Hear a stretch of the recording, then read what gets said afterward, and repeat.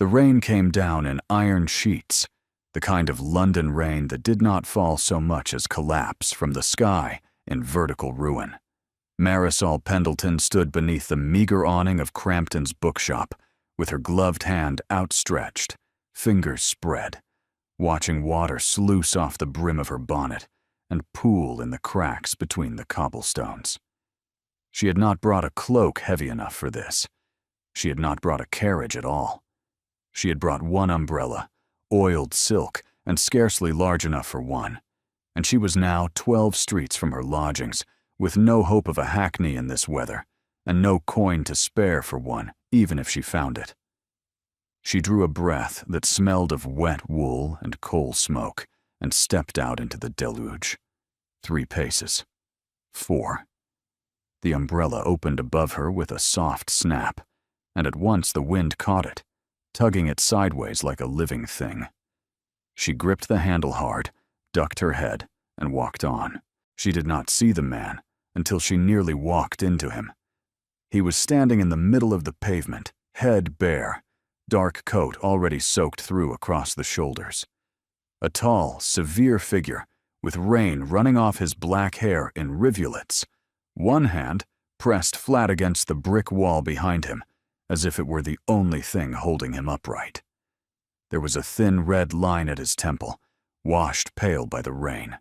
His other hand was at his side, knuckles bloodless around the silver head of a walking cane. Marisol stopped. "Sir," she said. "Sir, are you injured?" He turned his head slowly. His eyes, when they found hers, were the color of slate after a storm, dark and flat and very deliberate. He looked at her as though she were a problem he had not yet decided how to solve. "I'm perfectly well," he said. He was not perfectly well. His face was the color of paper. "You are bleeding." "I'm aware." "You are standing in the rain." "I am also aware." She wanted to laugh. She did not laugh. Something in his stillness forbade it. A stillness like a wire drawn very tight, the kind of composure a man wore when he was a single breath from collapse and refused to allow anyone to see it. She had grown up in a house where men wore that kind of composure. She knew what it cost. She held out her umbrella. "Take it," she said. He looked at the umbrella. He looked at her. A muscle moved in his jaw. "No." "You are bleeding from the head, sir, and you are clearly unsteady, and I will not stand in this street debating with you. Take the umbrella." "Madam, I do not require—" "You do require." She thrust it at him. "I have 12 streets to walk, and you have, by the look of it, a carriage somewhere that you cannot reach without falling over. Take the umbrella, find your carriage, and send it back if your conscience demands it. I am quite past caring about my hair." His eyes narrowed, very slightly. It wasn't anger, she thought, with a small, sharp flicker she did not understand, that it was something closer to surprise, as if no one in his recent memory had spoken to him at all in such a manner, let alone a wet woman holding out a battered umbrella in the middle of Charlotte Street. He took it. His glove brushed her glove, and she felt the heat of his hand through 2 layers of leather, which was impossible, and yet she felt it. He held the umbrella over both of them for a single ridiculous moment, and the rain hammered the silk above their heads like applause, and she was suddenly very aware that she was standing closer to a strange gentleman than she had ever stood to any man in her life. "Your name," he said. "Why?" "So that I may return what I owe." "You owe me nothing. It is an umbrella, sir, not an inheritance." "Your name." She hesitated.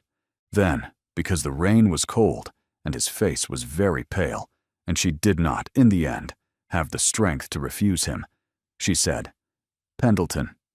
Miss Marisol Pendleton, of number 11 Hadley Row." He nodded once. He did not give her his. "Go home, Miss Pendleton," he said quietly. "You will catch your death. As will you, sir. I am harder to kill than I look." He stepped back, taking the umbrella with him, and the rain crashed down upon her unprotected head with a sudden vicious shock. She gasped. She turned. She walked on, fast, because if she stopped she would shiver, and if she looked back she would feel foolish, and she had been raised to do neither. She did not look back. If she had, she would have seen the gentleman standing very still beneath her umbrella, watching her go, and she would have seen the small movement of his free hand to the inside of his coat, where a folded paper bearing a ducal seal sat against his ribs, and the way his mouth tightened around a word that might have been a name, or might have been a curse, or might have been both. She walked the 12 streets home through the rain. She arrived shivering, soaked through to her stays, and when her landlady, Mrs. Bracewell, opened the door and clucked and produced a towel, Marisol said only, "I gave my umbrella away."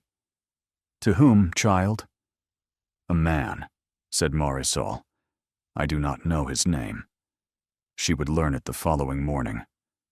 She would learn it from the new deed posted in the entrance hall of number 11 Hadley Row, a single sheet of cream paper bearing a ducal seal in red wax, and the news, in the careful copperplate of a London solicitor, that the entire house, every room, every floor, every tenant, including her, had been purchased outright by His Grace the Duke of Asheville. To understand what happened next, one must understand who Marisol Pendleton was, and how she had come to be living in a rented room in Hadley Row at all. She was 23 years old. She had been raised in a vicarage in Somerset, the only daughter of a country curate who had loved Greek and roses, and his wife in roughly that order, and who had died of a fever the autumn. Marisol turned 18, leaving behind £200, a great many books, and a daughter with no fortune, no relations of consequence, and a habit of speaking her mind that her mother had despaired of curing. Her mother had followed her father within the wire, carried off by the same bitter winter, and Marisol had buried her in the same churchyard beneath the same elm tree, and sold the books one by one to pay the rent on a smaller and smaller succession of rooms, until the books were gone, and she had taken a position as a copyist for a publisher in Holborn, transcribing manuscripts in a careful, even hand at 3d a sheet. She lived alone. She kept her own hours. She had refused, in the 5 years since her parents' death, 3 offers of marriage, 2 offers of less honorable arrangement, and 1 offer from a cousin, twice removed, to come and live as a kind of decorative aunt to his children in Norfolk. She had refused them all for the same reason. She had not been raised to be grateful. She had been raised to be useful, and there was a great difference between the two. She had seen a duke once, at a distance, when she was 16. He had been riding through the village on a black horse, and she had thought him beautiful and frightening in equal measure, and her mother had pulled her back from the road and said, "Mind, Marisol, those are the men who buy and sell the rest of us, and they don't know they are doing it." She had not forgotten. She had also not forgotten the man under her umbrella. She had thought of him 3 times before she fell asleep that night, once with concern for the wound at his temple, once with embarrassment at the sharpness of her own tongue, and once, briefly and against her will, with a quiet curiosity about the color of his eyes in dry weather. She had then turned her face to the wall and forbidden herself to think of him a 4th time, and had, for the most part, succeeded. She had a manuscript due at Crampton's by Friday. She had a candle that needed replacing. She had a stocking in want of darning. These were the proper concerns of a woman of 23, with £200 to her name, and not a relation in London who could lift a finger on her behalf, and she set herself to think upon them, and she fell asleep at last, with her cheek against the cool linen of the pillow and the smell of rain still in her hair. She did not know that he had ridden home through the rain in a state of cold fury at himself, that he had sat for an hour in his library with the umbrella laid across his knees like evidence, and that by midnight he had summoned his solicitor and given an instruction that would, by noon the following day, make him the legal owner of every floorboard beneath her feet. She did not know, because she did not yet know him, that the Duke of Asheville was a man who, when he could not name what he wanted, bought the ground it stood on instead. The morning was bright in the cruel way mornings sometimes were after rain. Sharp blue sky, every puddle still in the gutter, the air smelling of wet stone and chimney smoke.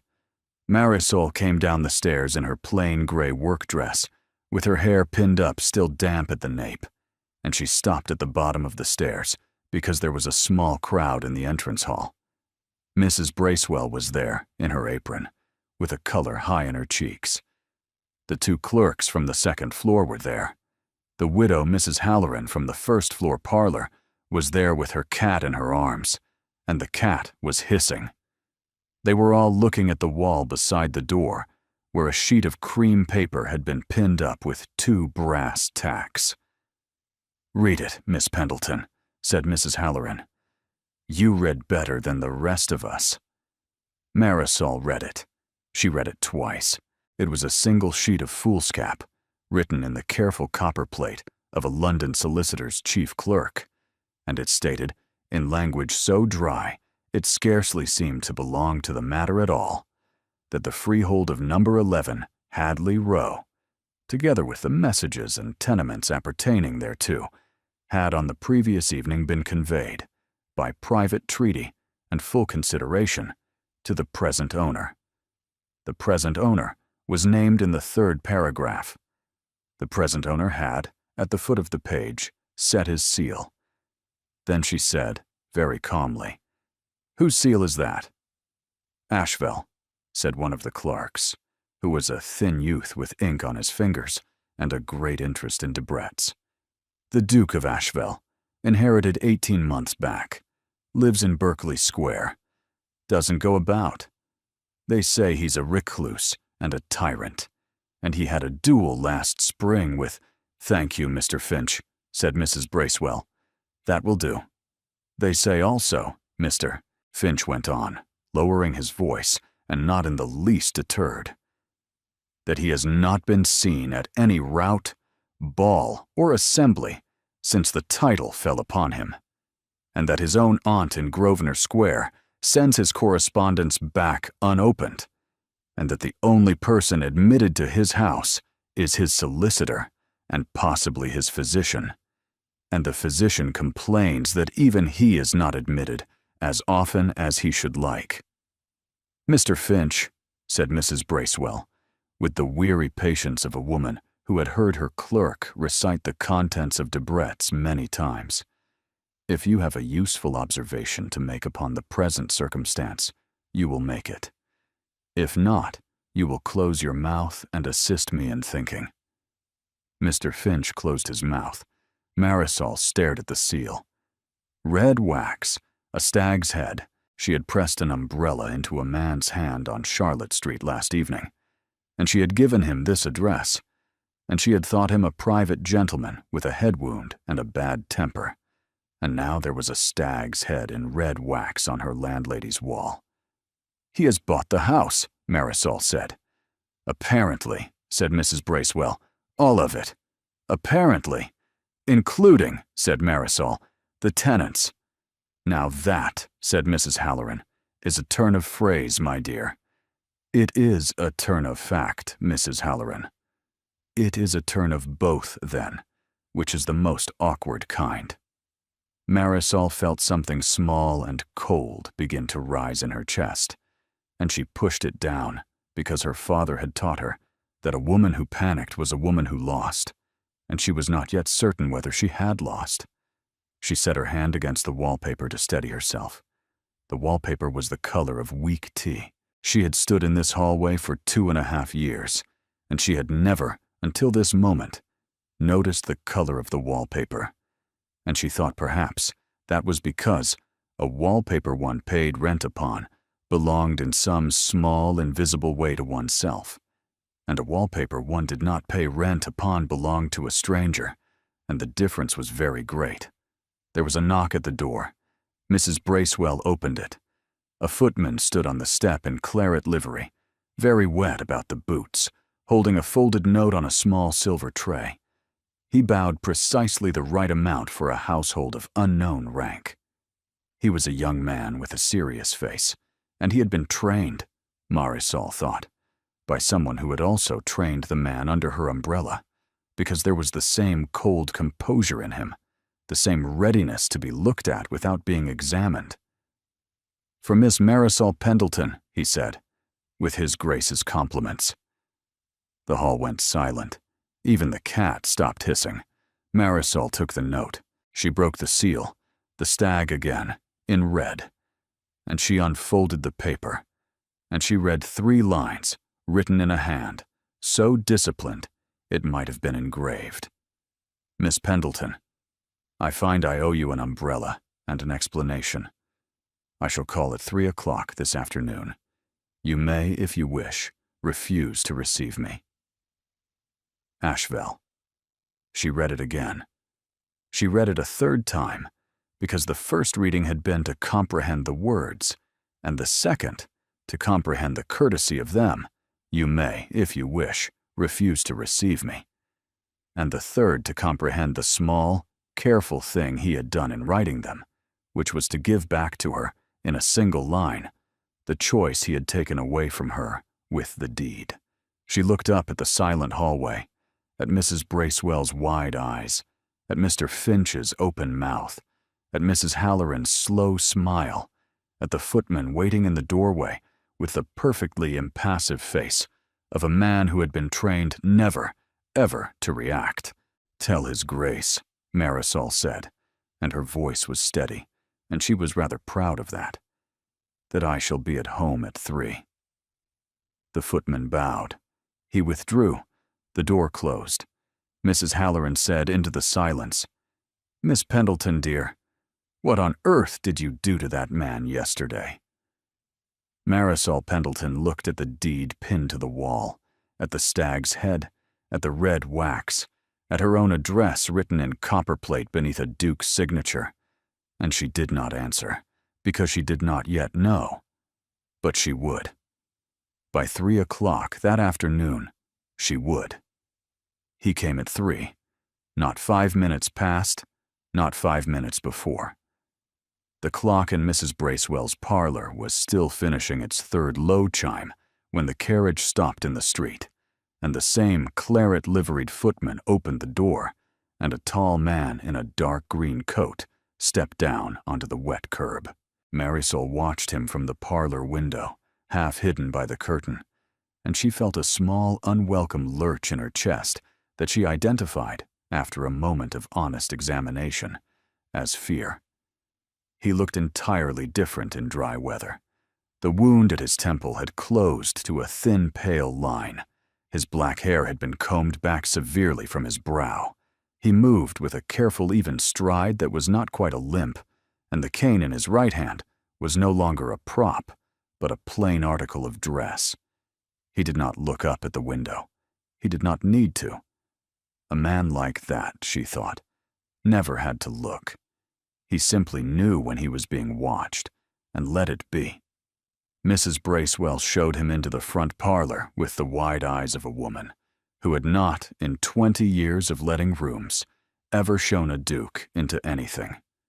She offered tea. He declined tea. He thanked her with a quiet courtesy that emptied her of speech, and she withdrew, and she shut the door behind her, and Marisol Pendleton was alone in a small wallpapered room with the man who had, that morning, become the owner of her bed.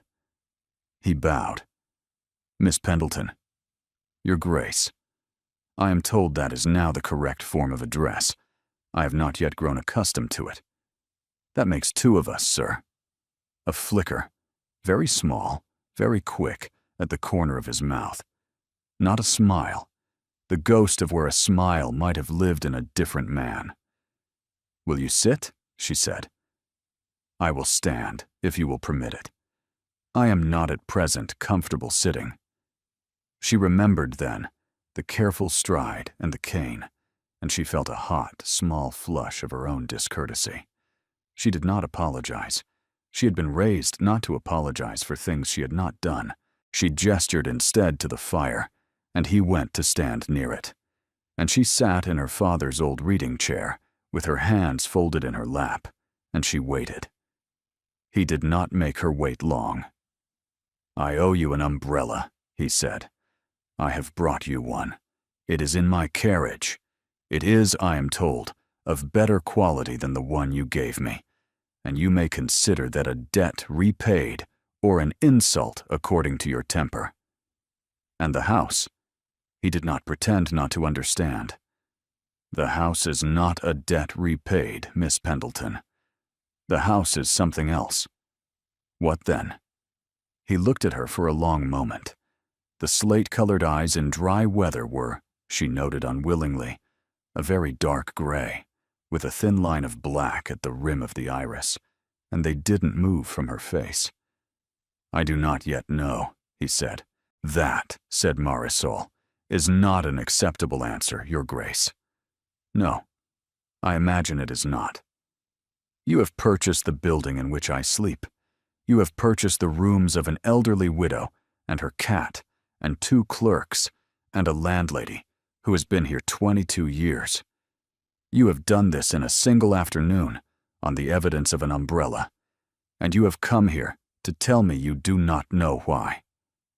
"I have come here," he said quietly, "to tell you that you are not in any danger from me, that no rent will be raised, that no tenant will be removed, that Mrs. Bracewell will continue as she has done, and so will the rest.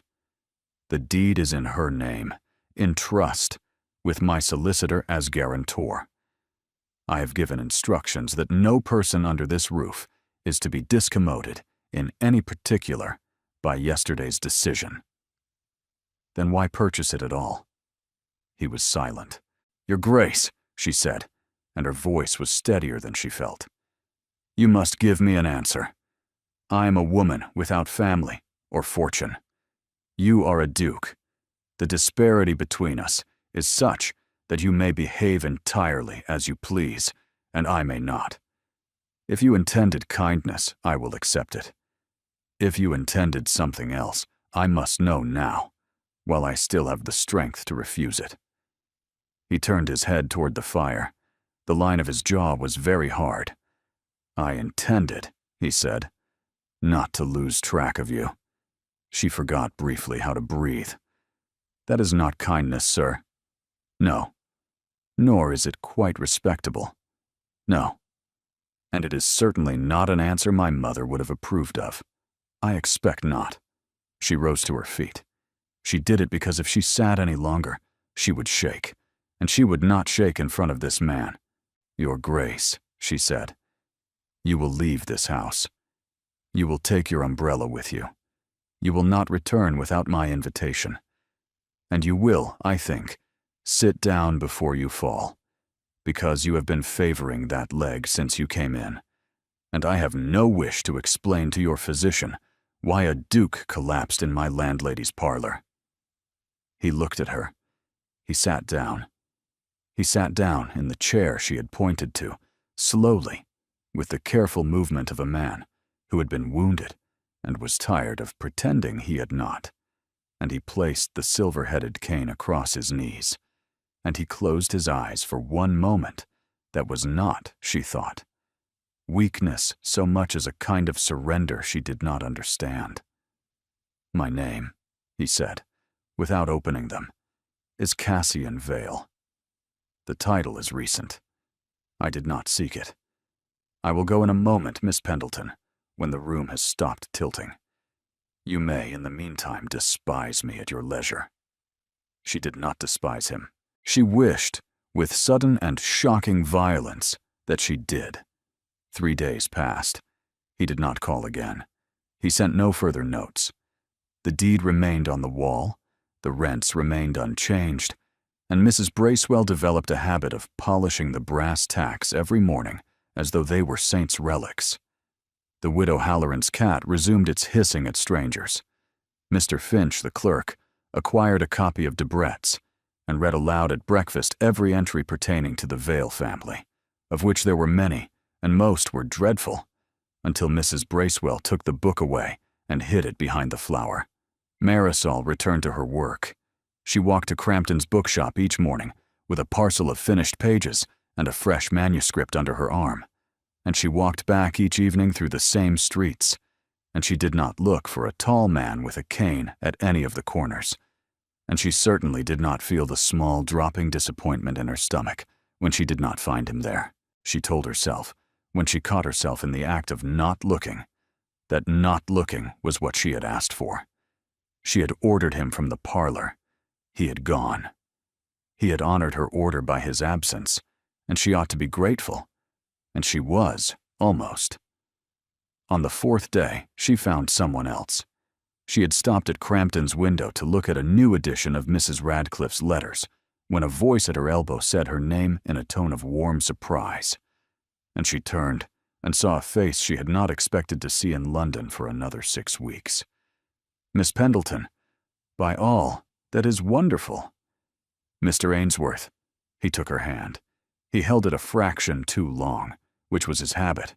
Theodore Ainsworth was the second son of the squire whose lands had bordered her father's vicarage, a young man of 30 with sandy hair and pleasant features and an expression of perpetual mild amusement, and he had grown up calling her Marisol and pulling her braids and, when she was 19, asking her to marry him. She had refused him. He had taken the refusal with the good humor of a man who did not believe he had truly been refused. He had asked her again at 21.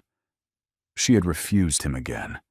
He had said on that occasion, "I shall ask you a third time, Marisol, when you are tired enough to say yes," and he had laughed, and she had not. "You are in town," she said, withdrawing her hand. "Business. My uncle has me running errands for the family bank. Dreadful, dreadful work. But it has its compensations." He smiled at her. "I had no notion you were in London. Your last letter spoke of Bristol. Plans changed. Plainly." He glanced at the parcel under her arm, at her plain gray dress, at her bonnet, and she watched him do it, and she watched him decide, in the courteous manner of his class, not to remark upon any of it. "Will you walk with me a little? It is a fine afternoon, and I confess I have been hoping to encounter someone who is not a banker." She did not wish to walk with him. She walked with him. She told herself it was civility. She told herself it was old kindness. She told herself a great many things, and underneath them all, there was a small and uncomfortable truth, that for 4 days she had been thinking of a man who had bought her house and given her no explanation, and that the company of an ordinary, harmless, slightly tedious gentleman from her own past was a kind of relief from that. They walked along Charlotte Street. They had reached the corner where, 4 nights earlier, Marisol had thrust an umbrella into the hand of a stranger when a carriage drew up beside them at the curb, a plain, dark carriage with no crest upon the door. And the door opened, and the Duke of Asheville stepped down into the street. He saw her at once. His eyes moved in a single unhurried sweep from her face to Mr. Ainsworth's face to the place where Mr. Ainsworth's hand was lightly cupped beneath her elbow, and the temperature of his expression changed by precisely 1 degree, and a man less observant than Marisol would not have noticed it. She noticed it. She felt it down her spine like cold water. "Miss Pendleton." "Your Grace." "Your Grace?" said Mr. Ainsworth, blinking. "Mr. Ainsworth," said Marisol, "may I present His Grace the Duke of Asheville? Your Grace, this is Mr. Theodore Ainsworth, an acquaintance from Somerset." Mr. Ainsworth bowed. He bowed rather lower than was strictly required. He came up looking faintly stunned, as men often did, Marisol had noticed, in their first encounter with a title. "Your Grace, an honor. I had no idea, Miss Pendleton. Few people do," said the Duke. He did not look at Mr. Ainsworth. He looked at Marisol. "Miss Pendleton, I had hoped to call upon you tomorrow. I find I have a question I omitted to ask." Tomorrow, Your Grace, would be perfectly acceptable. At 3. At 3. Then I shall not detain you now." He inclined his head. He stepped back to his carriage. The door shut. The carriage moved on. The whole exchange had taken perhaps 40 seconds, and in those 40 seconds, Mr. Theodore Ainsworth had been measured, weighed, dismissed, and reduced to a small ornamental figure standing on a London pavement.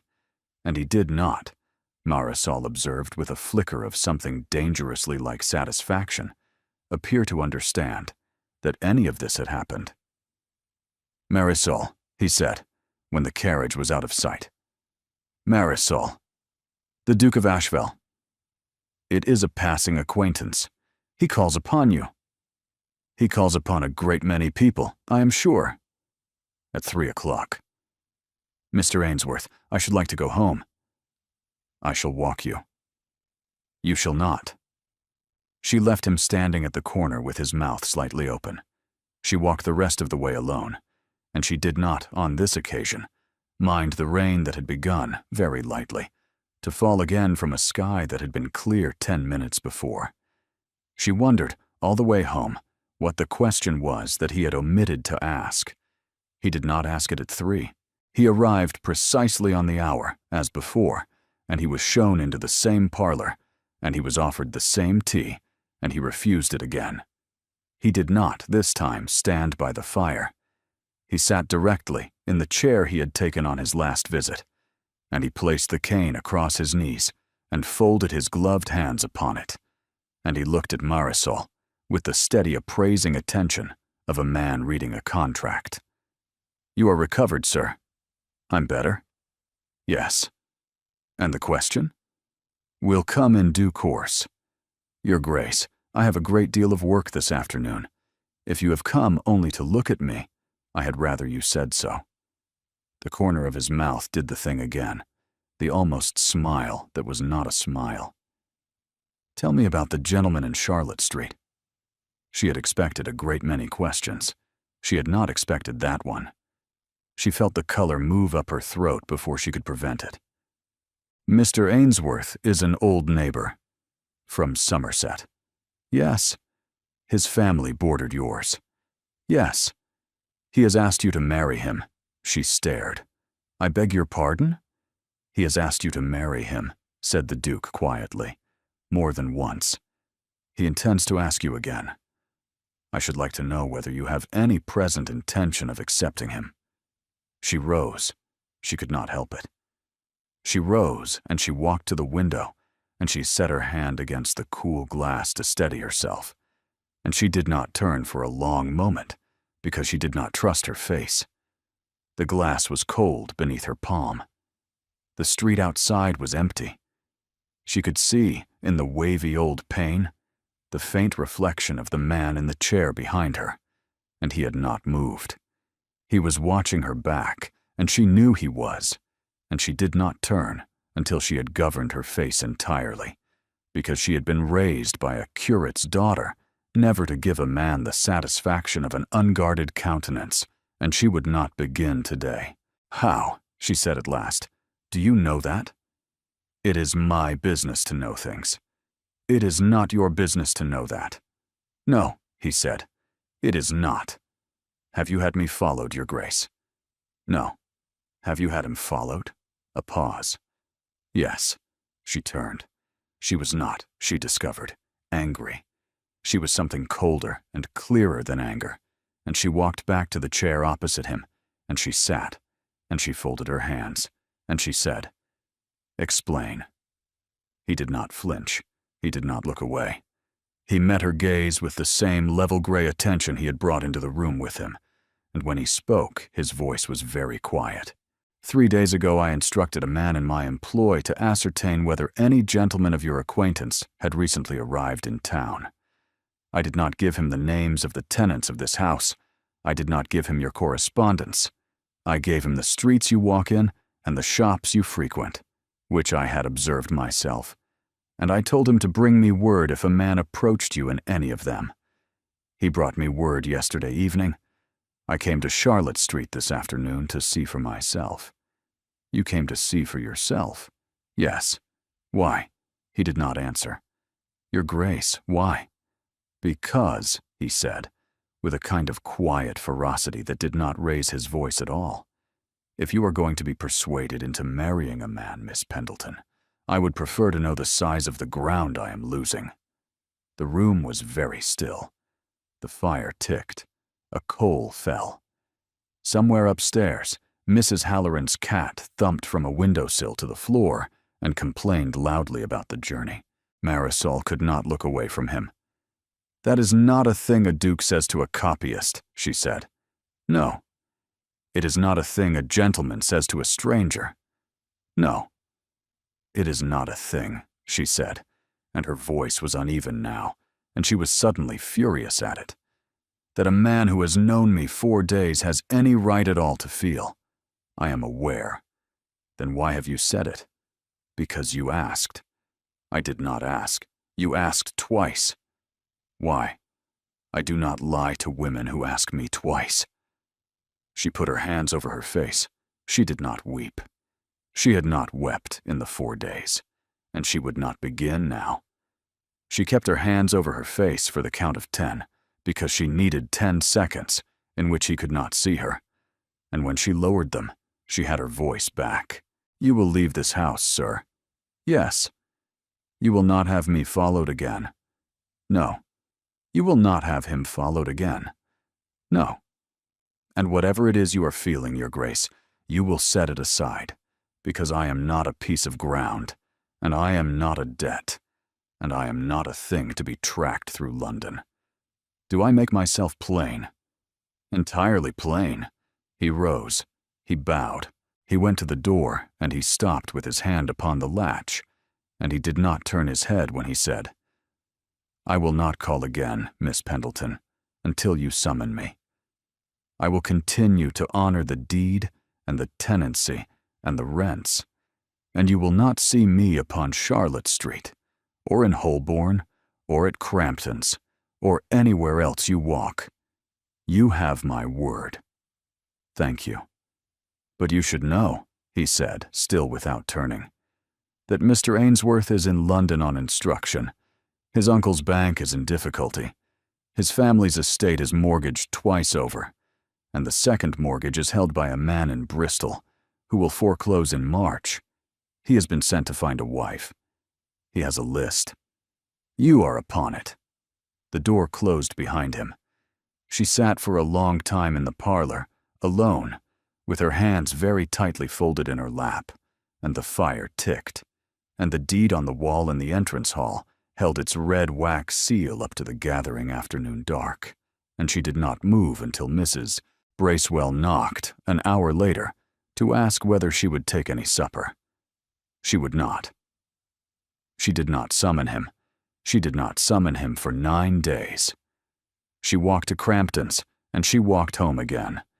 And she copied a manuscript on the agricultural improvements of Lincolnshire in a hand so even her employer remarked upon it. And she did not turn her head at the sound of carriages, and she did not look at the wall in the entrance hall, and she did not, on any of the 9 evenings, stand at her window after dark. On the 10th evening, the lamp in her room went out. It was a small matter. The oil had run low, and she had meant to refill it that morning, and she had forgotten. She rose from her chair to fetch the pitcher from the landing, and she had her hand upon the door when she heard the voices below. A man's voice. Low, insistent, not Mrs. Bracewell's, not Mr. Finch's, Mr. Ainsworth's. She stood with her hand on the latch, and she listened, and she heard him say her name to her landlady, and she heard Mrs. Bracewell say, "No, sir, Miss Pendleton is not at home to callers this evening," and she heard him say, "I have come from Somerset, madam, and I shall not be turned upon a doorstep." And she heard Mrs. Bracewell, who was a small woman of 60, with a cap and an apron, say, "Mr. Ainsworth, you will turn upon this doorstep, or I shall have Mr. Finch turn you upon it for me, and you will not enjoy the manner of it." She heard the door close. She did not, for a long moment, move. Then she went down the stairs. Mrs. Bracewell was in the entrance hall, breathing rather hard, with both hands flat against the closed door, as though she expected it to be pushed open from without. She turned at the sound of Marisol's foot upon the stair, and her face was the color of milk. Was that? Yes, dear. Did he? He was put out, Miss Pendleton, but I did not like the way he was put out. He had drink upon him. He had a great deal of drink upon him, and he asked for you by your given name, and I did not care for that. And I did not care for the look of his eye when I said you would not see him. Has he gone? He has gone in the direction of the public house at the end of the street. He will not, I think, have gone far. Marisol stood at the foot of the stairs, with her hand on the banister, and she felt, for the first time in her adult life, the small, clear, cold sensation of being a woman in a city in which she had no protector at all. She went back upstairs. She lit a candle from the embers of her fire, because the lamp was still empty. She sat at her small writing desk, and she took a sheet of paper, and she dipped her pen, and her hand was perfectly steady when she wrote. Your Grace, I find I have a question I omitted to ask. Monsieur Pendleton, Hadley Row, Tuesday evening. She folded it. She sealed it with a wafer because she had no signet. She went back down the stairs, and she put the note into Mrs. Bracewell's hand, and she said, Send Mr. Finch with this, to Berkeley Square, at once. Mrs. Bracewell did not ask which house in Berkeley Square. Mr. Finch went out the back.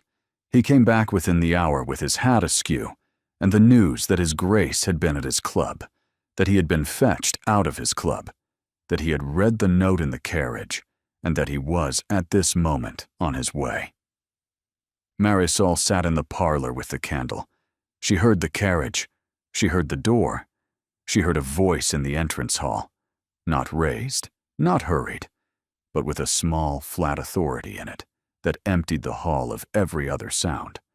And then his step in the corridor, slower than a healthy man's, and then he was in the doorway. He had not stopped to take his coat off. The dark green coat was buttoned high against the night. His hair was a little disordered from the wind. He did not bow. He did not bow because he was looking at her face, and whatever he saw there made him cross the room in 3 strides and stop a yard from her chair. And he said, very quietly, What has happened? Mr. Ainsworth came to the door. When? Half an hour ago. He had been drinking. Mrs. Bracewell turned him away. He has gone to the public house at the corner. He may come back. I do not know. She watched him take this in. She watched his face, which had been carefully blank since the moment he entered, do nothing at all. He did not exclaim. He did not curse. He did not move. He stood in front of her with his gloved hand resting on the silver head of the cane, and he was, she realized after a long moment, taking a small accounting of himself, the way a man takes an accounting before he does a thing he has decided to do. Where is your landlady? In her kitchen. Mr. Finch? In the front room with a poker. Good, he said. Good.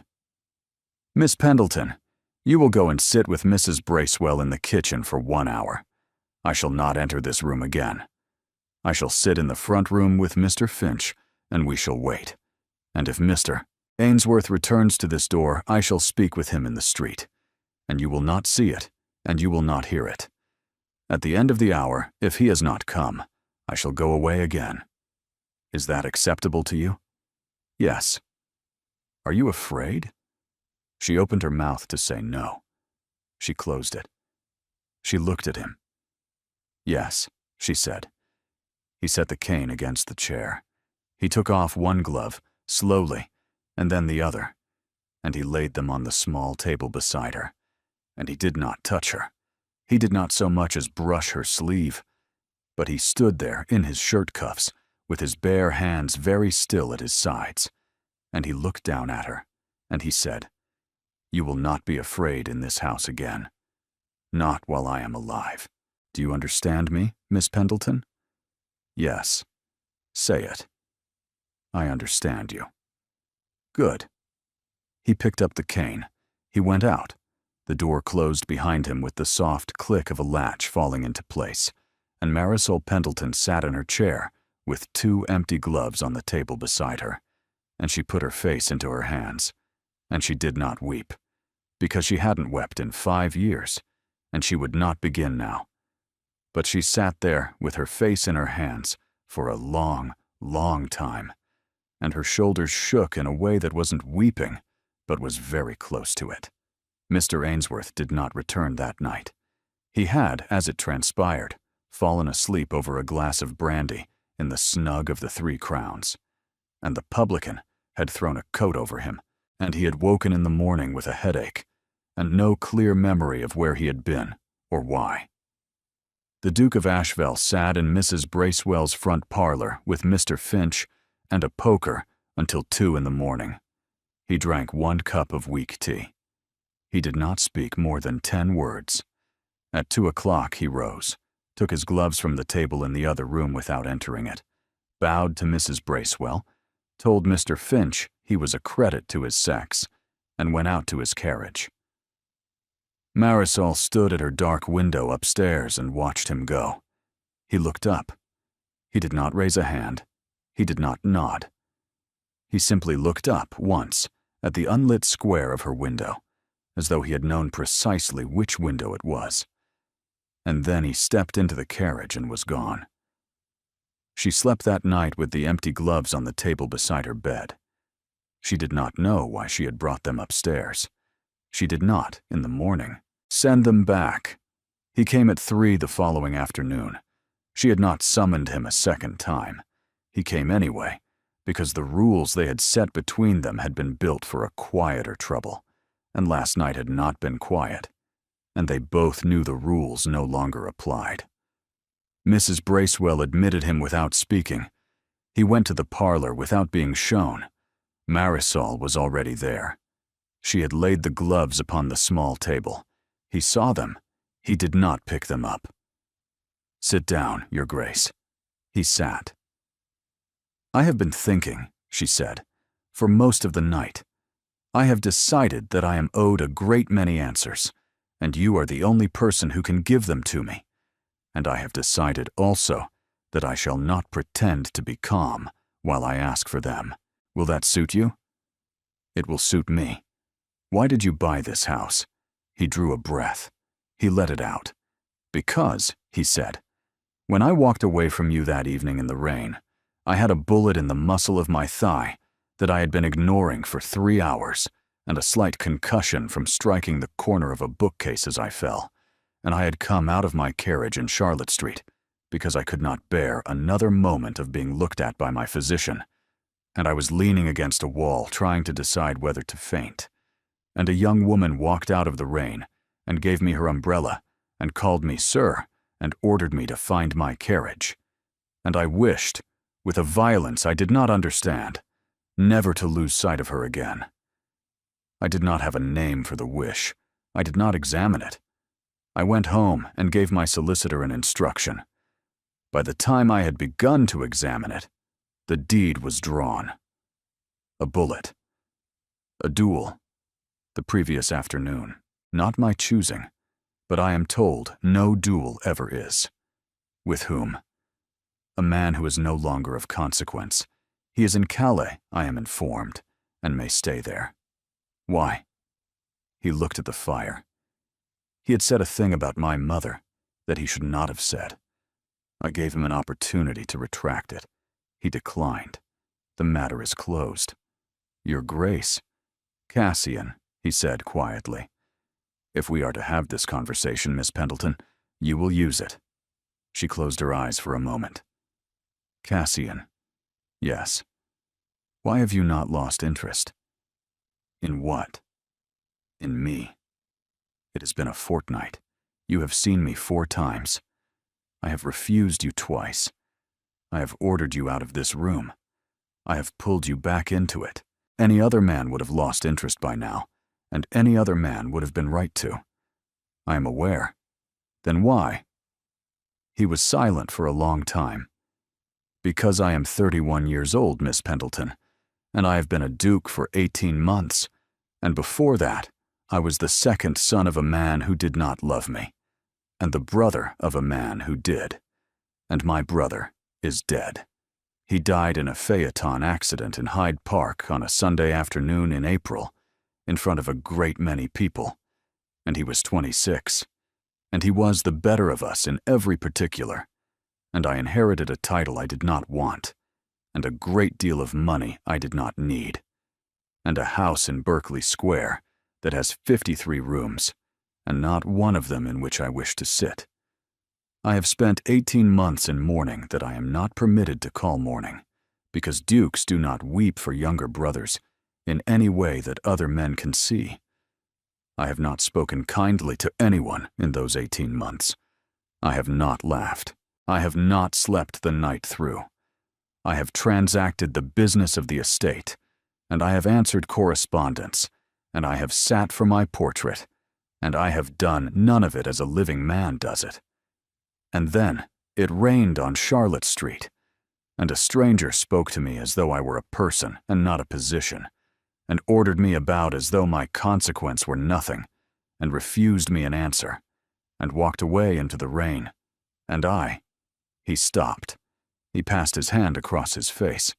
And I felt something, he said, for the first time in 18 months. I did not know what it was. I do not entirely know what it is now. But I find, Miss Pendleton, that I am terrified of losing it. The room was very still. She did not, for a long moment, speak. She could not speak. She had not known about the brother. She had not known about the duel. She had not known that the cold, severe man across from her had been carrying, behind his face, a grief so heavy it bent the air around him. And she had given him her umbrella, because she had thought him faintly ridiculous. And now he was telling her that her ridiculous umbrella had been the first kind thing in 18 months, and she did not know what to do with it. "You are afraid of me," she said at last. "Yes." "Of what I represent?" "Yes." "Which is?" "A life," he said, "in which I am not, any longer, the man my title says I am. A life in which I am asked questions I cannot answer, and given umbrellas I do not deserve, and ordered to sit down in parlors, and trusted to sit in front rooms with pokers. A life in which I am, perhaps, a person again. I do not know how to want such a life, Miss Pendleton. I do not know how to ask for it. I have not been taught." She rose from her chair. She crossed the small space between them. She stood in front of him, and she did not touch him, but she stood close enough that her gray skirts brushed his knee, and he looked up at her with a face that was not, any longer, the face of a duke. And she said, very softly, "Then let me teach you." He closed his eyes. She lifted her hand. She did not know, until her hand was halfway there, what it intended to do, but it set itself, very lightly, against the side of his face, against the thin pale line at his temple where the wound had been, and she felt him go entirely still beneath her palm, the way an animal goes still that does not believe it is being touched kindly, and she said, "It is only a hand, Cassian." "I know." "Then let it be a hand." "I am letting it." She stayed there for the count of 10. She did not move. He did not move. The fire ticked. Somewhere upstairs, the cat thumped from a windowsill, and then, very slowly, his hand came up, bare, ungloved, and covered hers against his cheek, and he turned his face by perhaps half an inch and pressed his mouth to the heel of her palm, and that was all. That was all. He did not pull her down. He did not kiss her mouth. He did not gather her in. He pressed his lips once to the heel of her hand, and he held her hand there for a moment longer, and then he let it go. "I cannot," he said. "Not here. Not like this. You are in your landlady's parlor, and I am a duke with a bullet hole, and I will not have it said of you that you were ruined by a man who could not even stand up unaided. I will go now, Miss Pendleton. Marisol. Marisol. Yes, I will go now, Marisol, and I will come back tomorrow and the day after, and every day you will receive me, and I will say all of this again, in better words, in a better room, on a better day. And I will, if you allow it, say it every day for the rest of my life. But not tonight. Not in your landlady's parlor. You deserve better than that. And I am, despite all evidence to the contrary, a man who knows what better is. She let him go. She watched him to the door. He took his gloves from the table on the way out. He put them on slowly, watching her over them, and he bowed, and he went.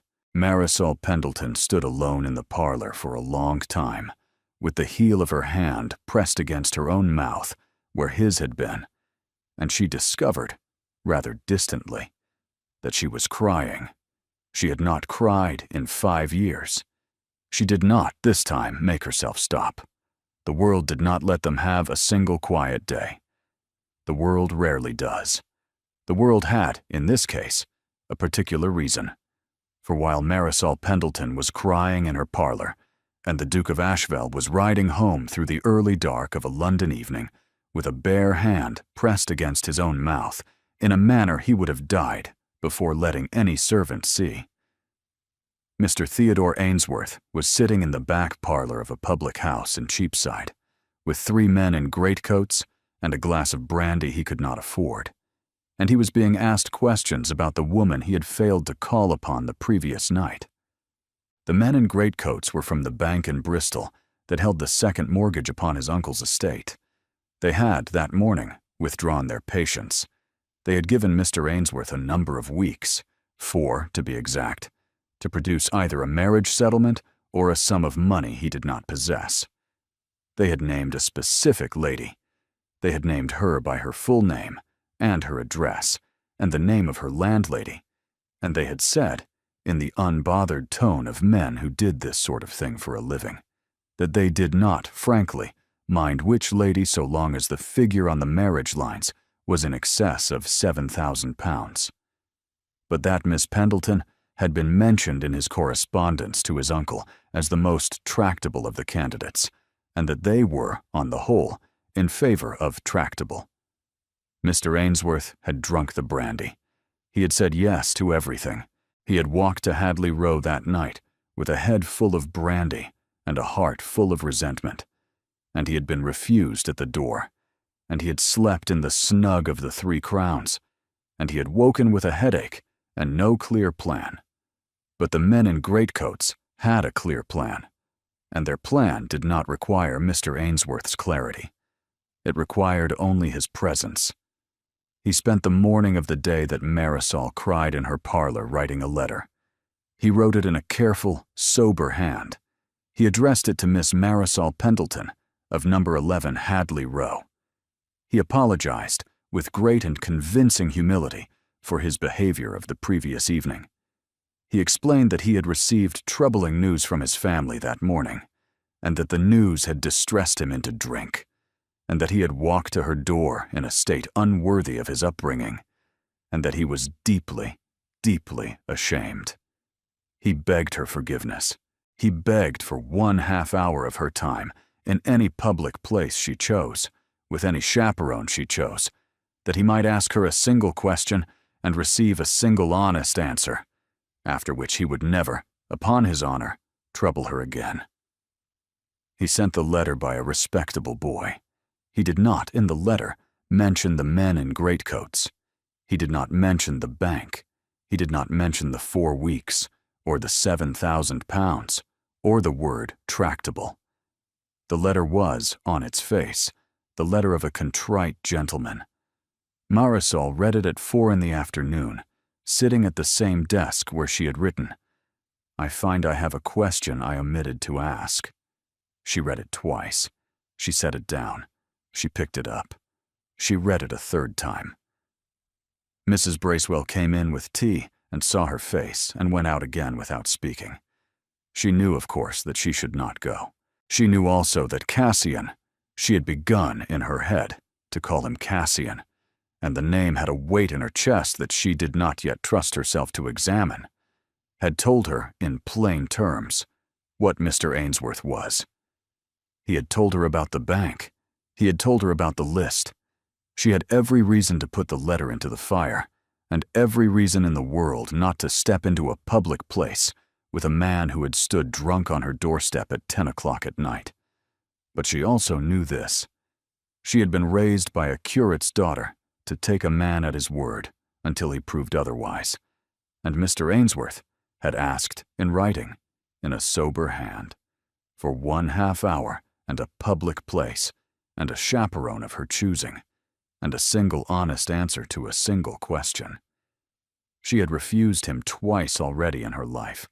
She had not, on either occasion, given him a reason.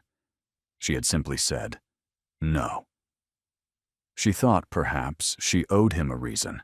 She thought also, and she saw this thought clearly, and named it honestly because she was not in the habit of lying to herself, that there was a small part of her that wanted Cassian Vale to know she was a woman who did not need a duke's protection to walk into a coffee house at 11 o'clock in the morning and say no to a man for the third and final time. She wrote her reply at 5. Mr. Ainsworth, I shall meet you at Latham's Coffee House in Russell Street at 11 o'clock tomorrow morning. Mrs. Bracewell will accompany me. You may have your half hour and your question. After that, sir, the matter is closed between us, in any direction, for the rest of our lives. Monsieur Pendleton? She sent it. She did not send a note to Berkeley Square. That was the mistake, not a great mistake, not a fatal one, but it was the mistake, and she would think of it afterwards. Afterwards, when everything had become very loud, as the moment in which she had quietly, and against her own better instinct, reached for a small piece of her old life, and held it, briefly, in preference to the new one. At 11 the next morning, she was at Latham's Coffee House with Mrs. Bracewell at her elbow. At 12 minutes past 11, Mr. Ainsworth was on his knee in front of her. At 14 minutes past 11, Mrs. Bracewell was on her feet, and Marisol was standing, and Mr. Ainsworth had said the words, "If you do not consent, madam, I cannot answer for what becomes of my family, and I cannot answer for what becomes of you." And the door of Latham's Coffee House had opened, and the Duke of Asheville had walked in very calmly, with rain upon his shoulders, and the silver-headed cane in his hand. He had not, it transpired, been told. He had simply, that morning, gone for a walk. He stopped just inside the door. He took in a single unhurried sweep, the small round table, the chaperone on her feet, the kneeling man, the white face of the woman opposite. And he set his cane very gently against the wall, and he removed his gloves, finger by finger, and he laid them on the nearest empty table, and he said, in a voice that wasn't loud at all, "Mr. Ainsworth, stand up." He did not strike him. He did not raise his voice. He did not, by any motion of his hand or his face, threaten the man at all. But every person in Latham's Coffee House, including a fat clergyman in the corner who had been asleep, came to a kind of attention at the sound of that voice, and Mr. Ainsworth came to his feet very quickly and stood in the small space between the tables, with his hands at his sides and a look of pure, dawning dread upon his face. "Your Grace, you will leave this room. You will leave it now. You will not approach this lady again in any street or coffee house or public place in this city for the remainder of your natural life. You will write this afternoon to your uncle in Somerset, and you will tell him that the matter we are about to discuss is between your family and mine, and that he may expect a letter from my solicitor before the end of the week. Do you understand me, sir? Your Grace, do you understand me? Yes, Your Grace. Good. Go." Mr. Ainsworth went. He went past the silver-headed cane, past the table with the gloves, past a serving girl who had frozen with a coffee pot in either hand, and he went out into the rain bareheaded because he had forgotten his hat. The Duke of Asheville turned to the small round table. "Mrs. Bracewell, Your Grace, will you be good enough to take Miss Pendleton home and to remain with her until I come, which I shall do this afternoon? I have an errand. It will take me 3 hours. Yes, Your Grace. Marisol." She looked up at him. He did not, in front of the coffee house, say anything else. He only looked at her, and his face was the face she had seen across her parlor the night before. The bare face beneath the Duke, the man without the title. And he inclined his head once, very slightly, and he picked up his cane and his gloves, and he went out. The errand took him 5 hours, not 3. It took him to a discreet counting house in Lombard Street, and then to a solicitor in Lincoln's Inn, and then to a private banker in Cornhill. And at the end of those 5 hours, the second mortgage on the Ainsworth estate in Somerset had been bought outright by an agent acting on behalf of an undisclosed gentleman, and the gentleman in question had given precise written instructions that Mr. Theodore Ainsworth was to be informed in writing that his uncle's debts had been settled in full, that no further demand would be made upon the family, that the gentleman in question expected in return no consideration of any kind whatsoever, and that the gentleman in question further required Mr. Ainsworth to remove himself from London within the week, and to remain in Somerset, where he was to make himself useful upon his uncle's land in any honest capacity that suggested itself, for as long as he had legs to walk upon it. The bill came to £7,420. The Duke of Asheville paid it without comment. He went home, he bathed, he changed his coat. He did not eat. At 4 o'clock he was in his carriage. At 4:15 he was at number 11 Hadley Row, and Mrs. Bracewell let him in without a word. And he went up the stairs, because Mrs. Bracewell had said she has gone to her own room, Your Grace, and I think she would rather see you there than in the parlor, if it is not improper. And he had said, it is not improper if you sit on the landing, Mrs. Bracewell. And Mrs. Bracewell had sat on the landing. He knocked once. "Come in." Marisol was at her desk. She had her work in front of her, the agricultural manuscript, but she was not writing. She had a single sheet of cream paper in front of her, with familiar copperplate, and she was holding it as though she did not know whether to keep it or burn it. "This came from me an hour ago," she said. "It is from your solicitor. It says that you have settled a sum of £7,420 upon Mr. Ainsworth's family, on condition that he leave London. Is that true?" "It is true. You did not need to do that." "No. You did it anyway." "Yes." "Why?" He stood by the door. He did not come further into the room. He held his cane in both hands. "Because," he said, "I have spent my life paying for things I did not want. I should like, for once, to pay for a thing I did want, which is a man who would never trouble you again. It is the most expensive thing I have ever bought, Marisol, and the only one I have not regretted. It is too much. Yes, I cannot accept it. You are not asked to. It is not a gift to you. It is a debt I have settled with myself, and you are, mercifully, free of it." She set the letter down. "Cassian." "Yes. I went to that coffee house without telling you. I know. Are you angry?" "No." "Are you hurt?" He was silent for a long time. "A little," he said at last, "but not in any way that signifies. You are a free woman, Marisol. You are entitled to refuse a man without my permission. I would prefer, in future, to know the time and the place, not so that I may forbid it, but so that I may walk past the window and see that you are well. That is all I ask." "Then I shall tell you," she said, "always, from now on. Thank you. And Cassian, Yes. Come tomorrow at 3. I shall. Properly. Yes. With your hat. There was, just then, the smallest unbending at his mouth, a brief, unpracticed softening that he did not this time try to hide. And he bowed, and he went down the stairs. Mimasum. Bracewell rose from the landing and let him out, and the deed on the wall in the entrance hall watched him go with its red wax seal, and Marisol sat at her desk and held the letter from his solicitor in both hands, and did not, for some minutes, move at all. He came at 3 the following afternoon. He came every afternoon for a fortnight.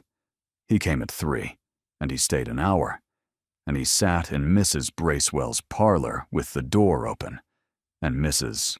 Bracewell within hearing in the corridor, and he asked questions, and answered them, and he learned the names of the books on Marisol's shelf, and the names of her parents, and the precise circumstances of her father's death, and he told her, in return, the names of the rooms in Berkeley Square in which he had played as a boy, and the name of the dog his brother had owned, and the name of the inn in Yorkshire where the phaeton had been set down for the last time. And on the 8th day, Marisol said, very gently, "You may stop telling me, Cassian, if it is too much." And he said, "No, it is the first time I have been able to say any of it, and I find I don't wish to stop." The scandal, when it came from a direction neither of them had foreseen. It came from the Morning Post. It came in the form of a paragraph upon the 3rd page, on a Tuesday, under the heading, "A Noble Purchase," in which an anonymous correspondent observed that His Grace, the Duke of A ____, had recently acquired, by private treaty, a small property in the parish of St. Pancras, and that the said property contained, among its tenants, a young person of female sex and modest situation, upon whom His Grace had been observed to call, with regularity and without chaperone of His Grace's own family, upon several recent afternoons. The paragraph did not give Marisol's name. It did not need to. By Wednesday morning, every woman of consequence in Mayfair knew it. By Wednesday afternoon, Mrs. Bracewell had received 3 callers she had never seen before, all of them respectable-looking ladies with footmen, all of them asking, in tons of tender concern, whether Mrs. Bracewell quite realized the kind of arrangement she was harboring beneath her roof. By Wednesday evening, Mr. Finch had come home with a copy of a print sold for 6pence in the Strand, in which a tall, thin gentleman in a coronet stood in the rain with an umbrella over a smaller figure clearly meant for a milliner, and the title of the print was His Grace's Acquisition. Mrs. Bracewell put the print into the fire.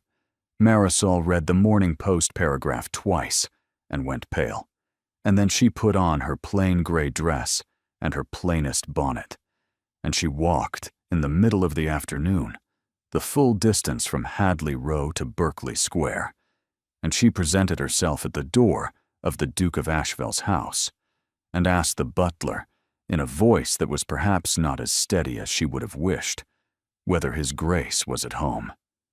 The butler did not blink. The butler had been instructed, 3 weeks earlier, that Miss Pendleton of Hadley Row was to be admitted at any hour of the day or night, with or without invitation, with or without chaperone, without question, without delay, and without comment. He had been a butler for 31 years, and he had received many strange instructions, and he had filed this one in the drawer with the others, and now he opened the door and bowed and said, "His Grace is in the small drawing-room, madam. May I take your bonnet?" Cassian Vale was on his feet before she was through the door. He had a newspaper in his hand. He saw her face. He saw the bonnet. He saw the absence of Mrs. Bracewell. He set the newspaper down without folding it, and he crossed the room to her, and he stopped a yard short, because he had learned in the past fortnight that he was always to stop a yard short until she said otherwise.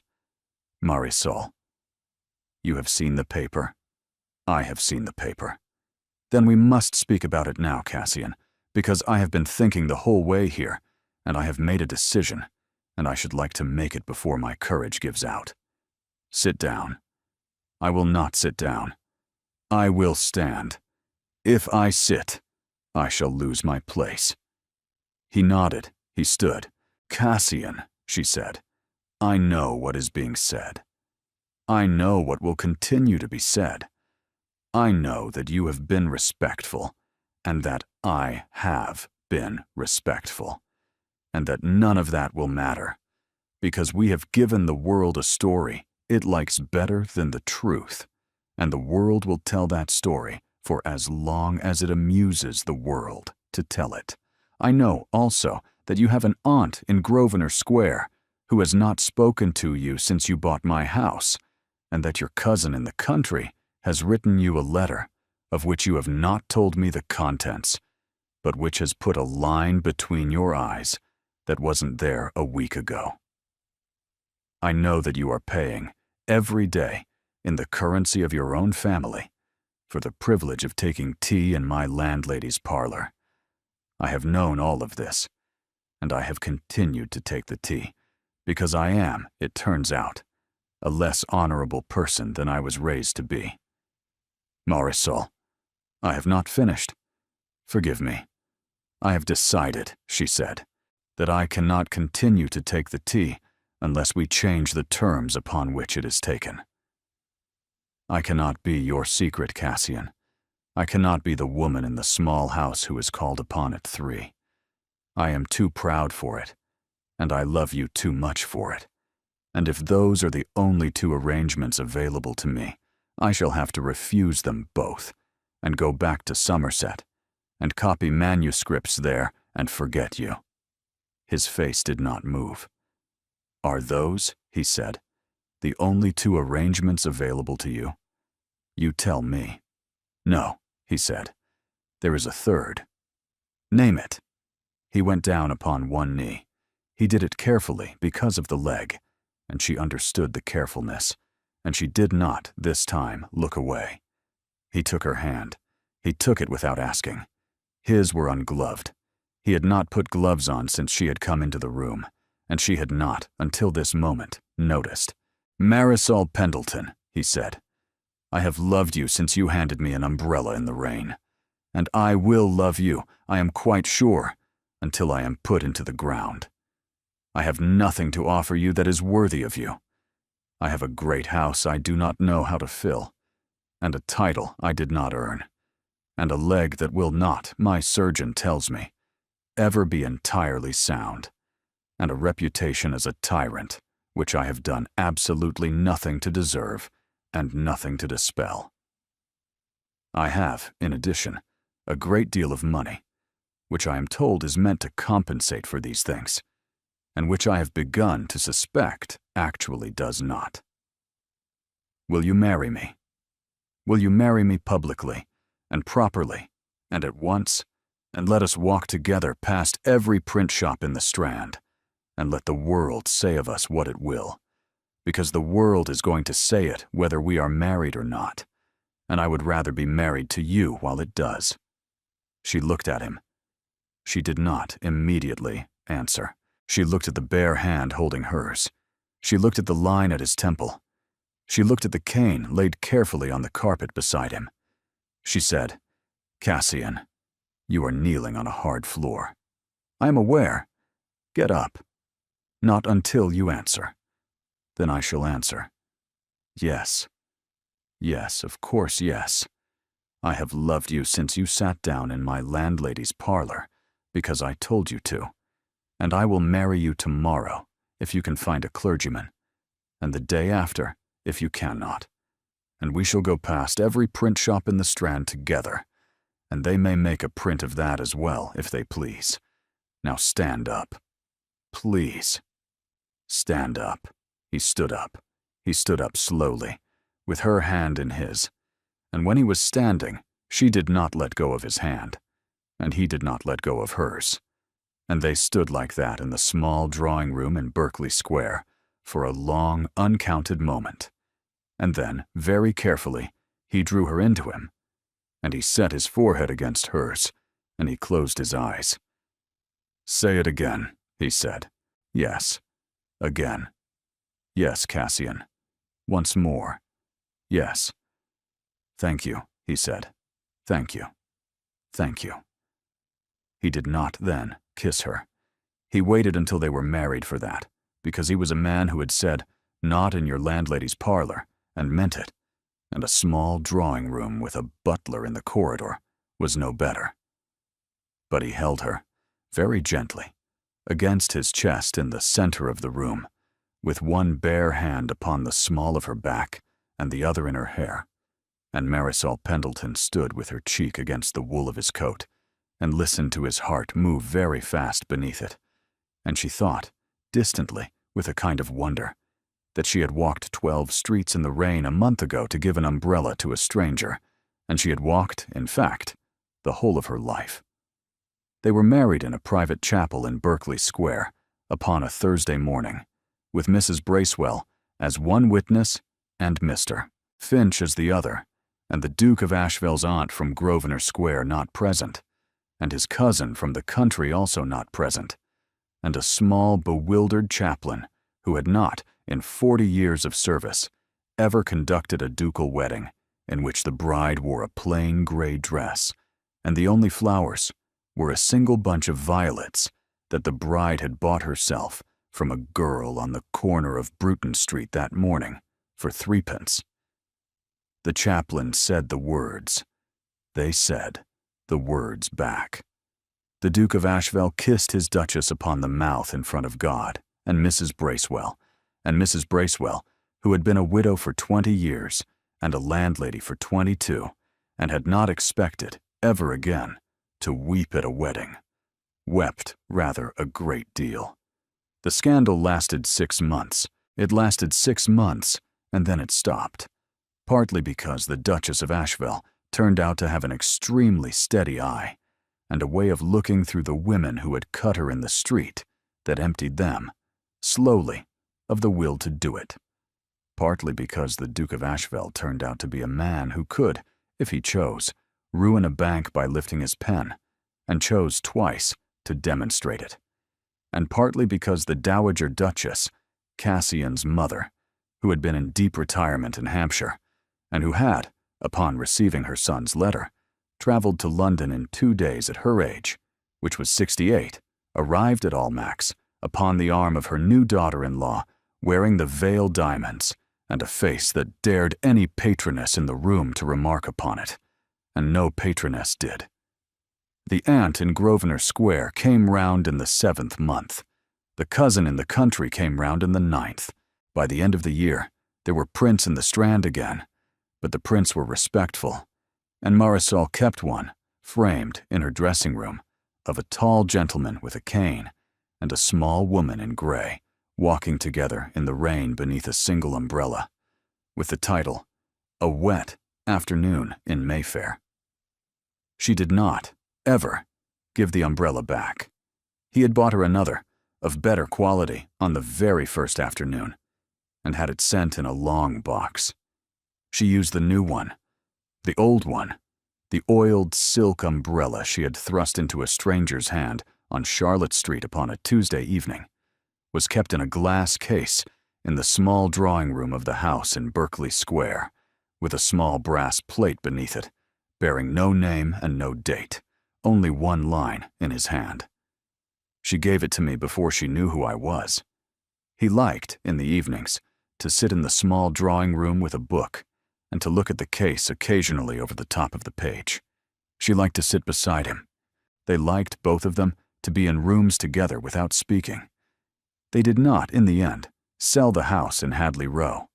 They could not bring themselves to do it. They paid Mrs. Bracewell a salary instead of a rent, and they kept the rooms exactly as they were, and Mr. Finch was promoted to under-steward of the Berkeley Square household, and the widow Halloran's cat was given, in its old age, the freedom of the kitchens at Asheville Park, where it lived another 4 years, and bit, on one celebrated occasion, the heel of a visiting bishop. The deed remained on the wall of the entrance hall of number 11 Hadley Row, with its red wax seal. Mrs. Bracewell continued to polish the brass tacks every Saturday morning until the day she died, which was a very long time later, in her sleep, in the small bedroom at the back of the house, with a duchess sitting beside her bed, holding her hand.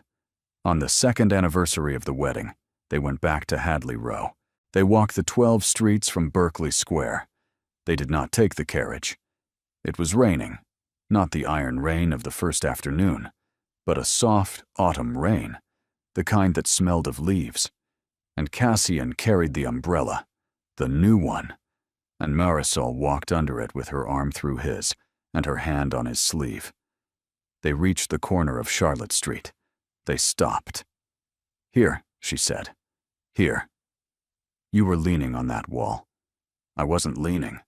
I was standing in a manner that strongly resembled leaning." "You were leaning, Cassian, as you say."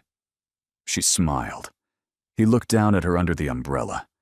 He had developed, in 2 years of marriage, a habit of looking at her that began at the crown of her head and traveled, slowly, to the line of her mouth, and it still, even now, made her flush a little, and he still found the flush a satisfactory return upon the looking. "Marisol, yes, if you had not given me the umbrella that night. I know. I should have stood there until I fell down, and I should have been picked up by my coachman, and I should have gone home, and I should have continued to be the man I was. I should not have known." "Known what?" "That I could be otherwise." She set her gloved hand against his cheek. She did it in the middle of Charlotte Street, where any number of people could see. None of them were looking. London never looks when it matters. "You would have known," she said. "Eventually, someone else would have given you an umbrella." "No," he said. "There was only one woman in London that night who would have done it, and she did it, and I have spent the rest of my life thanking her." "You have spent 2 years thanking me, Cassian. I have a great many years left. I know, and I shall thank you in every one of them. I know that, too." He kissed her. Then, in the middle of Charlotte Street, under her own umbrella, in the soft autumn rain, and a passing crossing sweeper paused with his broom to watch, and then, smiling, went on. And a woman in a milliner's window looked up from her ribbons and smiled too. And the Duke and Duchess of Asheville stood for a moment longer at the corner of Charlotte Street, and then they walked on together to Hadley Row, where Mrs. Bracewell had the kettle on, and the deed was on the wall, and the cat was hissing in the parlor at someone neither of them could see. "Thank you for staying with Marisol and Cassian until the very end." Their story began with a single umbrella in the rain, a small kindness given to a stranger by a woman who had been raised to give such kindnesses without expecting anything in return. But the truth, as the truth often is, was simpler and more terrible than that. They were not brought together by an umbrella or a deed or a duke's careful ledger of debts. They were brought together because 2 lonely people looked at one another in a strange afternoon and saw, beneath the rain and the bandage and the plain gray dress and the silver-headed cane, a person, and decided, without quite knowing they had decided, that the person was worth coming back for. If you stayed until the end, thank you. If this story moved you, even a little, please consider subscribing. There are many more nights like this one waiting for you. Many more strangers with umbrellas. Many more dukes who do not know yet that they are about to be saved. Hit the bell. Tell us in the comments which moment broke your heart and which moment put it back together. We read every one. We are grateful for everyone. And we will see you very soon in the next story. Good night.